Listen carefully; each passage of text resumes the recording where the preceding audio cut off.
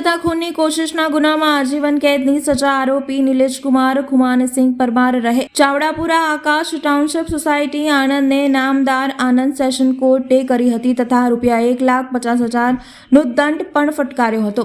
આરોપીને પાકા કામના કેદી તરીકે મધ્યસ્થ જેલમાં રાખેલ આ કેદી 21/12/2022ના રોજ જેલથી 14 દિવસની રજા ઉપર મુક્ત કરવામાં આવ્યો હતો। આ કેદીને 5/1/2023ના રોજ પરત વડોદરા જેલમાં હાજર થવાનું હતું પણ તે બારોબાર ફરાર થઈ ગઈ।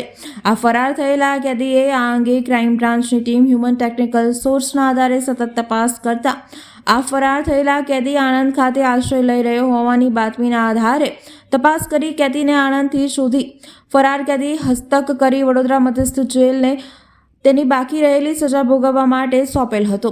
2019માં આણંદ પોલીસ મથકે નોંધાવેલી ગુનાની વિગત જોતા 19/11/2019ના રોજ આણંદ એસપી કોલેજ સર્કલ પાસે આરોપીઓની વડાપાવની લારી હતી ત્યાં ચિમન પ્રજાપતિના મોબાઈલ ફોન ચોરીની વાત કરવા ફરિયાદી શાહિદ ગયેલ ત્યારે આરોપીએ ઉશ્કેરાઈ જઈ શાહિદને છાતીના ભાગે વડાપાવ કાપવાની છરીથી જોરથી 2 ઘા ઝીકી દીધા હતા અને તેનું મોત નિપજાવી દીધું હતું।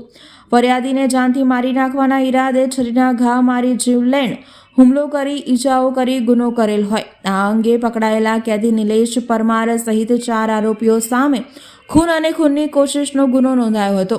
આ ગુનામાં નિલેશ પરમારે આજીવન કેદની સજા અને ₹1,50,000નો દંડ થયેલો હતો।